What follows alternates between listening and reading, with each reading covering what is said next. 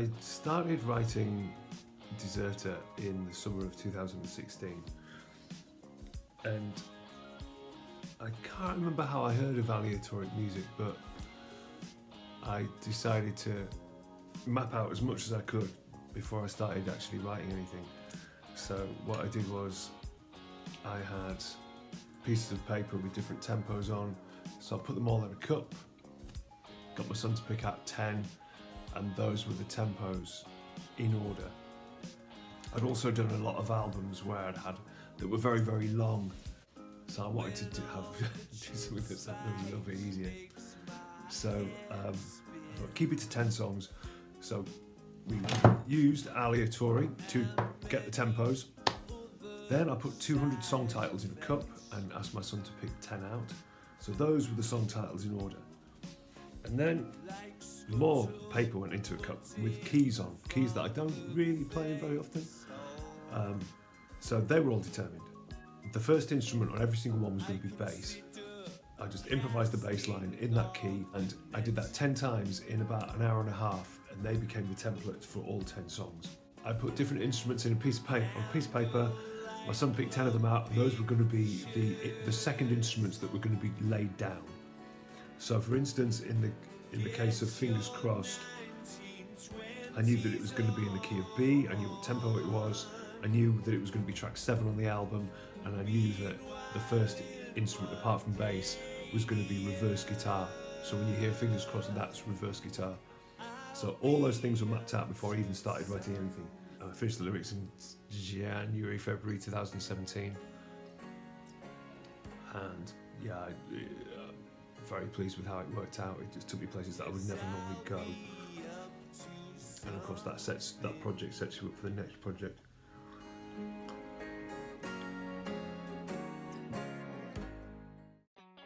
Yeah, Frequencies was really good fun. That was done in the summer of 2018, and that had a lot of elements that I'd never used before. And again, it was 10 songs, thematically linked, and also my son had told me about this, which is the Time Maker swanky delay pedal. So I got one of those. So every song started off with an improvised riff of guitar from guitar played through this. And also there were certain things I wanted. I got a viola the previous year, which I'd used a little bit on Deserter, but I wanted viola on every single song. I wanted female vocals on the choruses only, but I only wanted the female vocals to harmonise the title of the song and not sing anything else. So I got a singer that I know called Cherry Taylor Thorpe, to do all the vocals for that. Of course, I got a monologue, the Korg monologue. Actually, no, I hadn't. It was my son's. So he played synth on this album, and we just chopped up synth lines, sequences, and otherwise. And all the verse vocals are completely, utterly improvised. All the melodies are improvised. There's no melodies written, pre-written. All it is, I got the book called Moondust, which is an interview, all interviews, a really great book, interviews with all the astronauts that are still alive at the time that have walked on the moon. And so basically what I would do is I would set the vocal mic up, open a page at random, and start singing from the book. Any line, any melody. And I did that with each song 3 times. So I had 3 vocal lines, all different, and completely chopped them up. And those became the verse melodies. So you had a lot of elements there connecting all 10 songs. So things like Forest Fire, all the verse melodies are improvised. And yeah, I really like Frequencies a lot.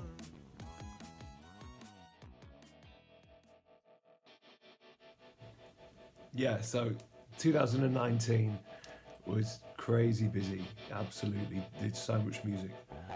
Started off Firing Like a Dum Dum Waiter, which was just a lot of songs, a long album, no connection at all, apart from I just really liked all the songs.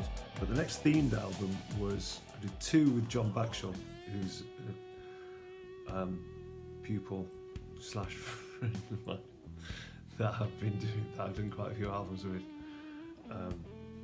Goodness me, starting with like Synthetic Material and Pauper's Grave back in 2016, Apocalyptic Verbalism in 2017, Unthralled in 2018, and probably about another 2 hours worth of stuff at least, apart from that, which we collected on this album called Morsels, which is a double album, a couple of hours long at least. So I've done an awful lot of songs with him, very improvisatory, humorous, quite a lot of them, depending on your point of view. Really wanted to do a radio play where all the songs could be very, very long. I wanted John to tell a story. We just improvised a story together about someone who gets abducted by aliens and taken into space, and he goes to planet after planet after planet, has adventures, and then comes back to Earth at the end. Yes, so that was it. And I wanted all the songs to be really long. I let John go where he wanted to go, really, and I did all the choruses, and all the choruses on the album are really, really strong. I really love every one. There was one called The Malls of Wacky Tacky, which I really like because you can hear the song being written at the start, like rhythmically. You just set the drum machine going, and I got the guitar and just improvised the rhythm to everything. And yeah, some of the best choruses I've written are on that album. But it's a radio play. It's made to be listened to in that vein, really. But it's all improvised, apart from the choruses. So it's, yeah, John was great on that one. Which led us on to do the album Nicky and Johnny. The only theme that runs through the Nicky and Johnny song, the Nicky and Johnny album, is the fact that there's an awful lot of jazz piano on it, lots of piano solos. I'm comfortable with my guitar playing and I can listen to it a lot.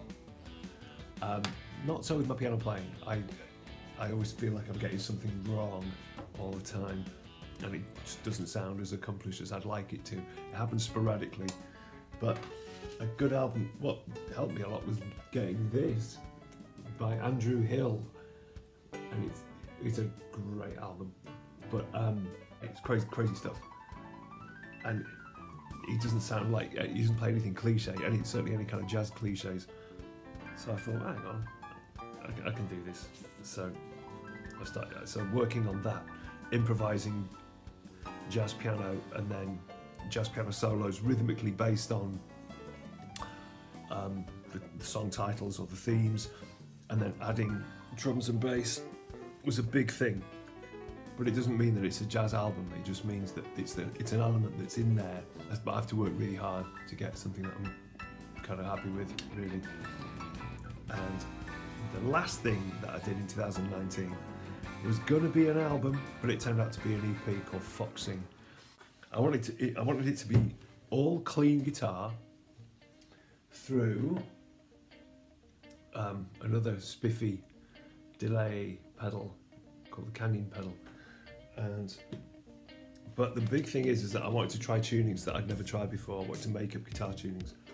I couldn't play the songs now on a guitar if you ask me, because I can't remember what the tunings are, and part of me would like to just throw the tunings away so I'd never know what they are, and so consequently never be able to play the songs properly. But it leads you into areas that you wouldn't normally go to. And also I was integrating the viola into things really well now. That just became an integral part of stuff. Just harmonised violas all over the place. And that just became a good part of the sound. Drum machines as well. Clean guitar through the Canyon pedal. But I just really like all the songs on that EP. So obviously, because of what, things had to be done differently in 2020. Not for me kind of writing for myself, but kind of collaborating with John for one thing. So we did 2 albums. The first one, Gilet Penthouse, again, they're thematically linked. The theme to Gilet Penthouse was every song, John specified the tempo, and John, again using aleatory, we found each song title through John naming a shelf in the bookshelf, finding a book naming a page number and a line and a word. Long-winded process, but the most important thing was that he would give me a sequence of notes. And the sequence of notes, every single song on Gilet Penthouse starts with a synthesizer sequence on the beautiful monologue. Because it sounded so good on frequencies, and I enjoyed using it. And the element of, again, it just gives an element of chance anyway, because you're just messing with sound waves all the time. And like, there's a favourite album I've got by the Tubes called Remote Control. Every song starts with a sequence. So I wanted to do something similar. So John gave me a series of notes, and John doesn't know what he's doing note-wise. So it turned into something, I kind of messed around with them. And so every single song starts with a sequence. John wrote lyrics based on what he interpreted as the song title to be about, sent me lyrics, and I just had free rein with all the music. There's a lot of piano on that as well, because I was using a piano app called the Ravenscroft piano. There was a song on it called Finish, and it took me probably about 150 takes to get a piano, to improvise piano all the way through that I liked, and then Ravenscroft piano decided to not work and wiped the whole thing. So I had to do another 150 takes. It was driving me mad. But yeah, that's it. That's what it is. That's what we had to do, and that led us on to doing later in 2020 as well, to do Lost in Samos. I just said, let's just do a concept album about Pythagoras. And so all that happened then was I just got John to write poetry. How did we get the song titles? Oh yeah, John wrote poems. John wrote 10 poems about Pythagoras, and I used 7 of them, something like that. And I finished that on New Year's Day 2021.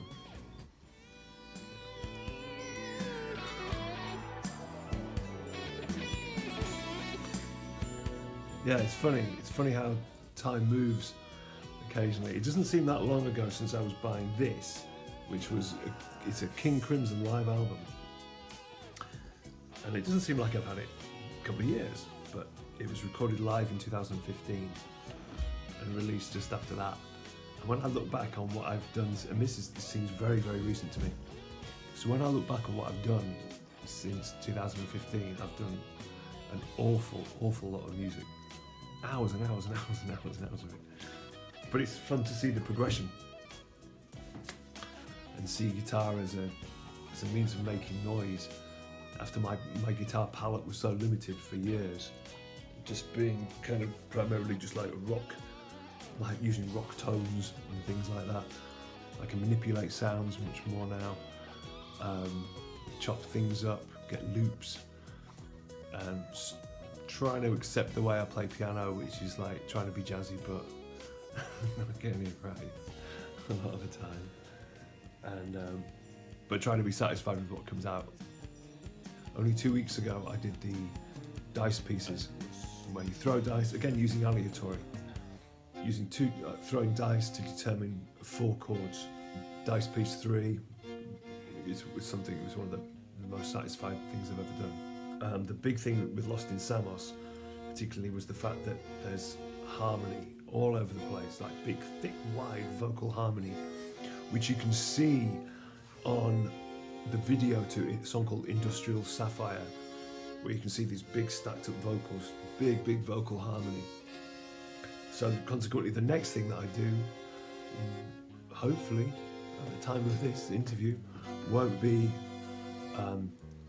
have any harmony, or very, very little harmony, and try and go somewhere different, but keeping the elements that I really want to hear, such as heavily treated guitar, drum machine, viola, and take it and synth, but take it somewhere else, do other things with it.